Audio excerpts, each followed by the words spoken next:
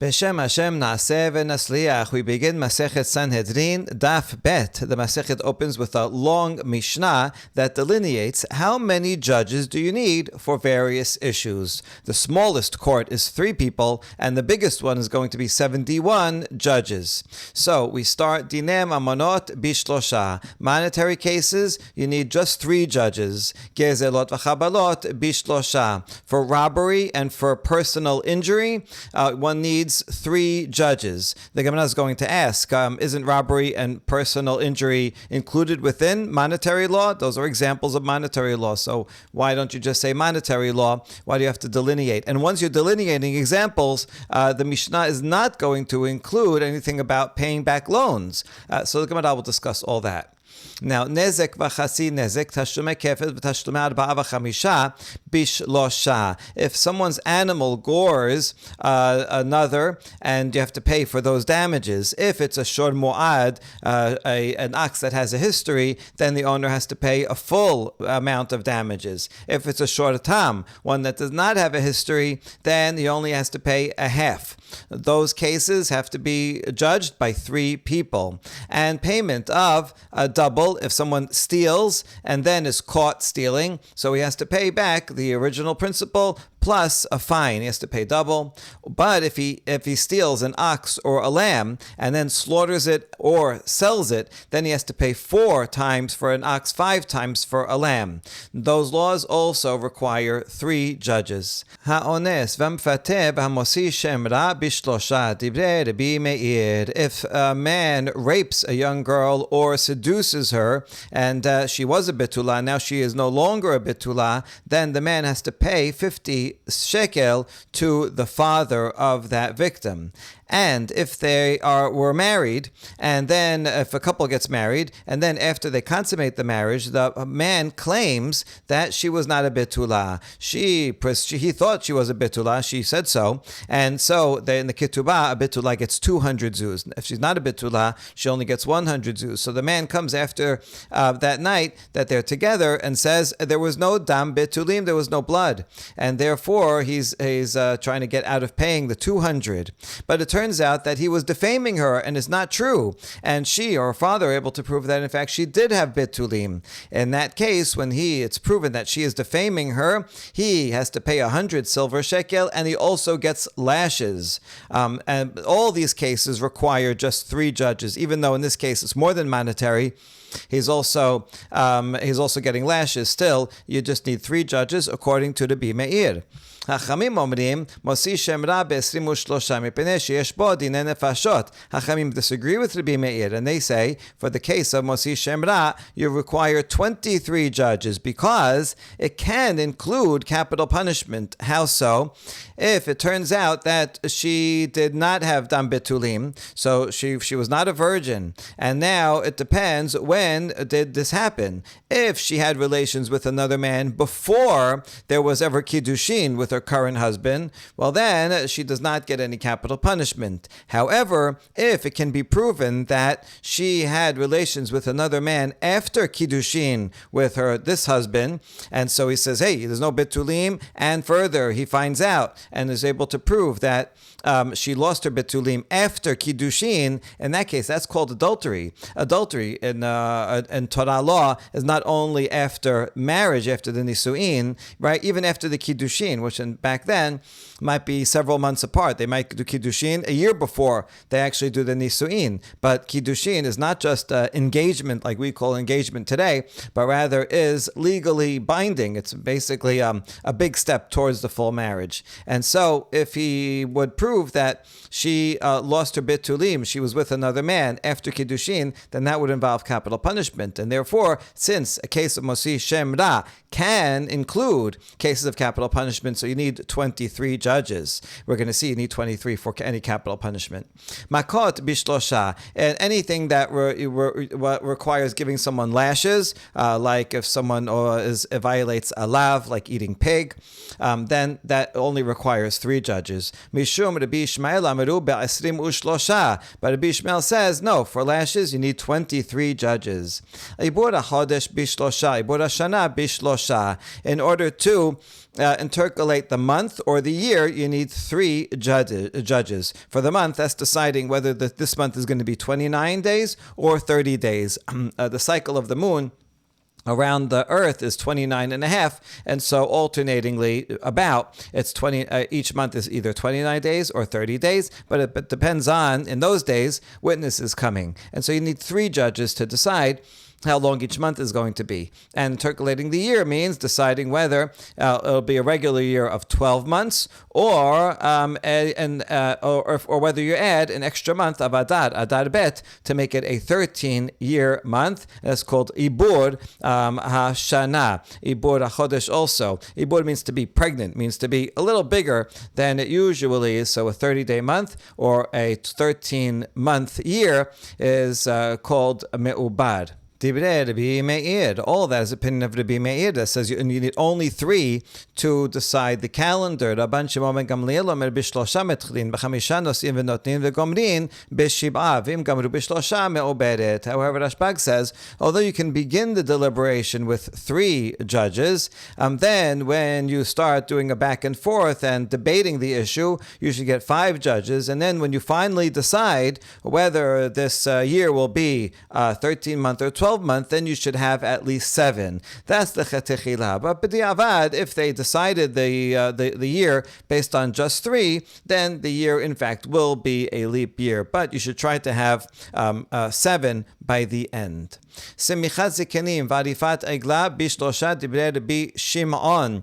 The law is that if a Bet Din, the Sanhedrin, makes a mistake, they give a mistaken ruling, and people sin because they're following it and they didn't know better, and then they realize, so then the members of the Bet Din have to bring a special korban hatat, and they have to do semicha. The zikenim, the elders, the judges, they put their hands on top of the animal, and they make a vidui of what they did wrong. That's one case. The other case is a murder mystery. Someone died, and we don't know who it is, and it's found between 2 cities. So then you do the breaking of the heifer's neck, and both of those ceremonies, you need just 3 judges, according to Rabbi Shimon. Rabbi Yehuda omer b'chamisha. Rabbi Yehuda says you need 5 judges for those 2 ceremonies. Hachalisa ve'me'onin b'shlosha. In order to do chalitza, if a woman needs to do yibum, but she does not want to marry him or he doesn't want to marry her, then they have to do chalitza with a shoe, and you need 3 judges for that. And if a young girl whose father died, if she is married off as a minor by her mother or her older brother, she can object to the marriage while she is still a minor. And in order to do that, she has to come before 3 judges and say, I don't want this marriage, and then that marriage is annulled. Neta revai u'maaseh sheni she'en damav yedu'in b'shlosha. Neta revai is after a fruit tree grows, the first 3 years it's not allowed at all. In the 4th year, is treated the same as Maaseh Sheni. Maaseh Sheni means a 10th of produce that the farmer has to bring to Jerusalem, and he can eat it there. Also, Netadavai, the 4th year fruit, has to be eaten by the owner or by anybody who wants to share it with, but it has to be done in Yerushalayim. If there's too much and the person lives far away, then they can redeem it for money. The problem is, how much do you redeem it for? If it's something that has a fixed price, okay, then you know what the price is. But let's say you don't know what the price is. It's something that there's no regular market for it, and you need a Bet Din to decide how much this is worth. So in that case, you need a Bet Din of 3 people to tell you that the valuation of this fruit is this amount. If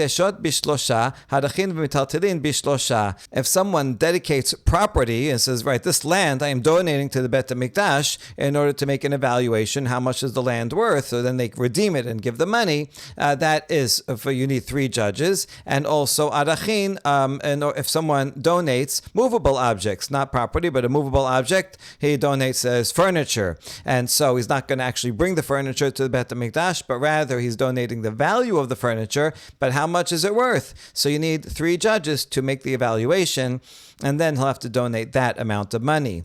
So you need 3 judges for that. Rabbi Yehuda omer, echad mehen kohen. Rabbi Yehuda says in the cases of Hekdesh, you need one of the judges to also be a kohen. The kohen, he knows what's, he's involved in the Bet HaMikdash, and since these are Hekdeshot, these are consecrated items that are going to the Bet HaMikdash, HaMikdash. And so you need a Kohen who will make sure that the interests of the Bet HaMikdash are taken into account. This is actually quite interesting because in the Torah, when it's describing judges, it does say that you go to HaKohanim HaLeviim, it says in Sefer Devarim. So the judges, the Torah seems to assume that among the judges there will be Kohanim. And in fact, in the Dead Sea Scrolls also it says that whenever you have a court, you have to make sure there are also some Kohanim and some Leviim on the court. The rabbis don't require that. They say it's good to have a Kohen, but it's not required. But here, the Yehuda is keeping that law and saying at least for the laws of Hekdeshot, you have to make sure that there is at least one Kohen on the court. והקרקעות תשעה וכהן ואדם כיוסה בהן. Rabbi Yehuda furthermore says that if someone consecrates land and then wants to redeem it, it's not sufficient to have 3. He needs 9 judges plus a kohen. He actually needs 10 altogether. And also, if someone donates himself his own eirech, you also, in order to evaluate how much he is worth, you also need the same thing, 10 people altogether, one of them being a kohen. Dinei nefashot be'asrim u'shlosha. In order to adjudicate capital punishment, one needs 23 judges. Harobeya v'hanirba be'asrim u'shlosha shneimar v'haragta et ha'isha ve'et ha'behema ve'omer ve'et ha'behema taharogu. In the case of bestiality, if someone sins with an animal, whether it's a man sitting with, first is Robeya, that's a man sinning with an animal. Nirba is a woman sinning with an animal. Also, you need 23 judges. As the Pasuk says, that if someone does that sin, then you kill both the woman who does it and also the animal. And it says, and the animal gets the punishment of death penalty. So we learn from this that just like for capital punishment for a human being, we say you need 23 judges. That's what we just said. And since it compares the death penalty that you give to the human to the death penalty you give to the animal, so too, when one is adjudicating that the animal gets death penalty, you also need 23 judges. Hashor aniskal be'asrim u'shlosha shneimar, hashor yisakel v'gam be'alav yumat. If an ox kills someone and it's already mu'ad, then the ox gets the death penalty, and that has to be with 23 people. And we learn that because, again, the Pasuk says, the ox will get stoned, and also the owner has to die. In that case, the owner can redeem himself, but essentially, the owner deserves a death penalty. So again, here, just like a human being who gets the death penalty requires 23, so too the animal requires 23. Kimitat ba'alim, kach mitat hashor. The same way you kill the owner, you also kill the animal. Haze'eh v'hari v'hadov v'hanamer v'hardelas v'nachash mitatan v'esrim u'shlosha. And if there is a wild animal, like a wolf, a lion, a bear, a leopard, a cheetah, or a snake, and it goes and kills a person, then it is judged for the death penalty in front of 23 judges. And these are not owned by any, these are just wild animals. But if it kills someone, we go and catch it, we bring it to court, and it has to go sit in the defendant's chair, and right, how do you plead? Okay, it's not going to answer, but the point is, right, we have to make sure that in fact this is the animal that killed the person, and then the animal is put to death. That is Tanakama. Rabbi Eliezer Omer Kol HaKodem Lo Organ Zachar. Rabbi Eliezer says, no, you don't have to bring in a wild animal to court. Rather, anyone who goes and kills it first gets the merit, right? Anyway, just go kill them. It's not, you don't have to bring an animal to court. Rabbi Akiva Omer Mitatan Ba'esrim U'shlosha. Rabbi Akiva says, no, you have to bring them to court, and you need 23 judges. Very interesting. And Ani Lo et HaShebet V'lo et Nebi HaSheker V'lo et Kohen Gadol El Pi Betin Shel 71. So now we get to the biggest Sanhedrin, the full Sanhedrin, where you need 71. This is if there is a whole tribe that sinned and followed idolatry. If you have to see if it's true, and you need 71 judges to do that. Or if someone is accused of being a false prophet, or if there's a Kohen Gadol who transgresses a prohibition, and that would get the death penalty. Since he's Kohen Gadol, 23 is not enough, but rather you need 71. If the nation, the king, wants to go on an optional war, Milchemet Mitzvah is one where it's defensive. live, or for the within the borders of Israel. There you have to go and just fight. Milchemet Reshut is an expansionary war to go expand and get conquer some other territory. There, the king cannot decide that he feels like doing so. He has to consult with and get the approval of the Sanhedrin, and they need 71 people, a majority of them, to decide yes, because you're putting people's lives in danger. It's not self-defense. If you're doing so for it's an optional war, then the Sanhedrin has to okay it. En mosifin ala ir va'ala azarot ela pi betin shel shibim ve'achat. If the people want to expand the borders of Jerusalem or the borders of the courtyard of the Bet HaMikdash, also you need 71 judges to approve that. And osin, a majority of that, of 71, and osim Sanhedriot l'shebatim ela al pi betin shel shivim ve'achad, in order to appoint lesser courts of 23 judges in the various tribes all around Israel. You need the 71 judges to approve of the 23 local judges, so that you have a Supreme Court of 71. And that Supreme Court will then authorize the creation of smaller courts in other places. And osim ida nidachat elapi betin shel shivim ve'achat. If there's a whole city that is accused of becoming idolatrous, then you need to adjudicate that city, whether to destroy it or not. You need 71 judges. And osim ira nidachat basefar velo shalish aval osin achat o shetayim. Ira nidachat cannot be designated if it's on the border of the country, because you don't want to destroy a city on the border. That will be dangerous. The border cities are protection of against enemies, and if you go and destroy a whole city on the border, then that will be a vulnerable spot where enemies can come in. And also, you don't do three cities that are all near each other, but they cannot become ir nidachat, but one or two can. And again, here you don't want to have 3 cities in a row, a whole area that's totally destroyed.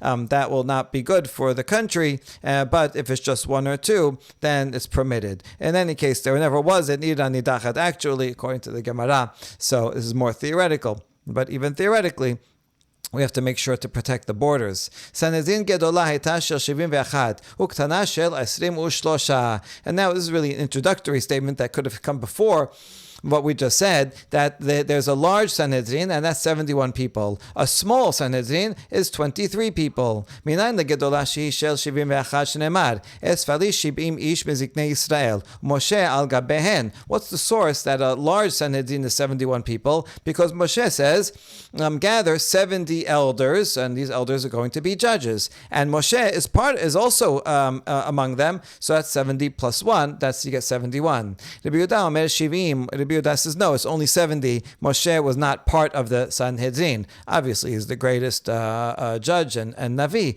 but he was not technically part of the Sanhedrin. And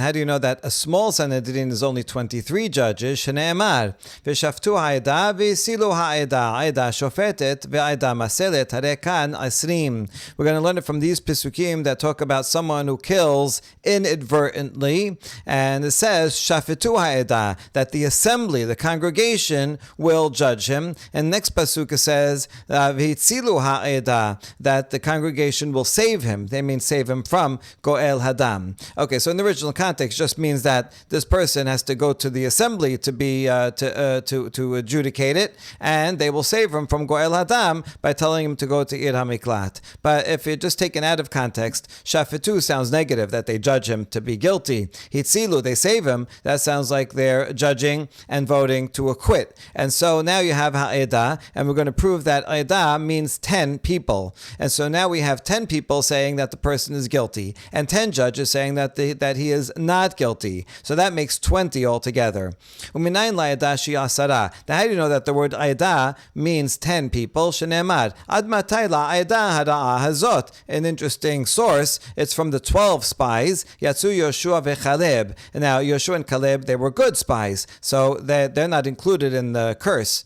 And instead, it says, how long, Hashem says, shall I bear with this evil congregation? The evil congregation is referring to the 10 spies that complained. So there you see that Eidah refers to 10 people. So too, we make a Gezerah Shava that the word Eidah, with regard to the judges, also means 10 judges. So now we have 10 judges that say guilty, 10 judges that say innocent. Now how do you get to 23? You need 3 more. Well, I'm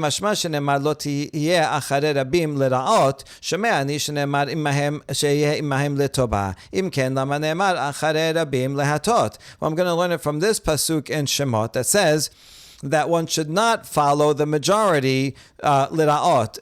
In the context, in the original context, it can mean to decide something bad. But here it means to convict. You can't follow a simple majority to convict, right? If you have 13 against and 13 that the person is guilty and 12 that they're innocent for a capital punishment, you do not kill the person. You have to win by 2 and not a simple majority. So from that pasuk alone, I know that for good, in order to acquit, you can win by 1. 13 say innocent and 12 say guilty, then the guy goes free. So I already know that from that part of the pasuk. So why do I need the part of the pasuk that says acharei rabim lehatot, that you should follow the majority? I already know that you follow a simple majority for acquittal. And so the answer is Lo kehayatcha letoba hatayatcha lera'a. Hatayatcha letoba al pi echad. Hatayatcha lera'a al pi shenayim. That when a court is deciding for acquittal, it's not the same as when they are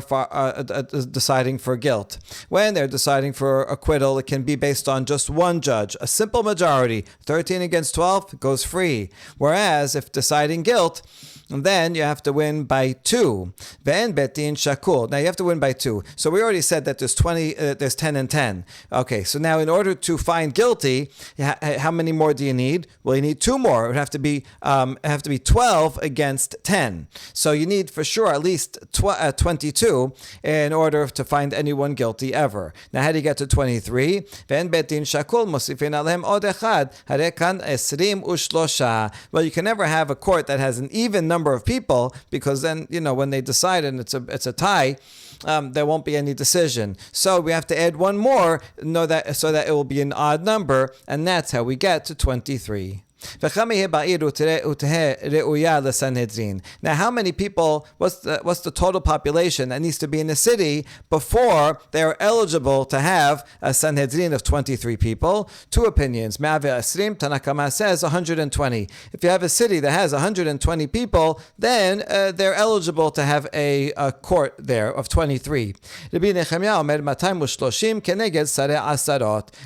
says, no, it has to be at least 230 people, so that you can consider each one of the 23 judges to be ministers of 10s. That's the least, is ministers of 10s. When Yitro said to Moshe that you should have ministers above ministers, right? Judges upon judges. The least is a minister of 10. And so if there's less than 230 people, and that means each of the judges will be a minister over at most 9, no, that's not sufficient. They're not eligible. But 230, and then you have 1 judge per 10 people, then that's eligible for a court of 23. The Gemara asks, Atu gezelot v'chabalot lav dinei mamonot ninhu. How come in the Mishnah it says monetary cases need 3, and then it gives the example of robbery and injury is 3? Isn't robbery and injury included in the general category of monetary law? Amar Rabbi Abahu, mahen katane, mahen dinei mamonot gezelot v'chabalot. Rabbi Abahu says it's a simple answer. The Mishnah is talking about is styled as a general and then specifics, right? Monetary law, that's the general category, requires 3. What is monetary law? Oh, I'll tell you what it is. It consists of robbery and injury. Okay, that's very simple. But it is excluding something. Aval hodaot v'alvaot law. But admissions and loans, admissions means if someone comes and says, I admit I owe this person 100, or a loan, someone comes and says, there's an outstanding loan, this guy owes me $100. Those are not included in Dinei Mamonot, of this Mishnah that requires 3 judges. We'll explain what that means. But first, we just want to explain why we need still both the generality, monetary laws, and the specifics, robbery and injury, in order to tell us these 2 yes, but loans no. I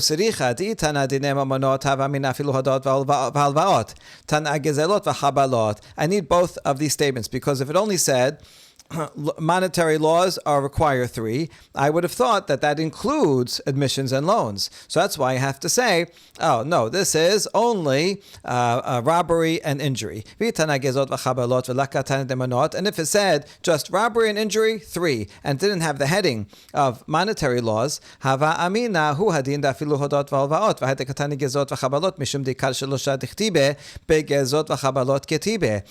I would have thought that although the Mishnah is only giving these 2 examples of robbery and injury, the same is true regarding admissions and loans. And the reason that the Mishnah only gave these 2 examples of robbery and injury is because the main source of the halakha that you need 3 is said regarding injury and robbery. Where do we see that?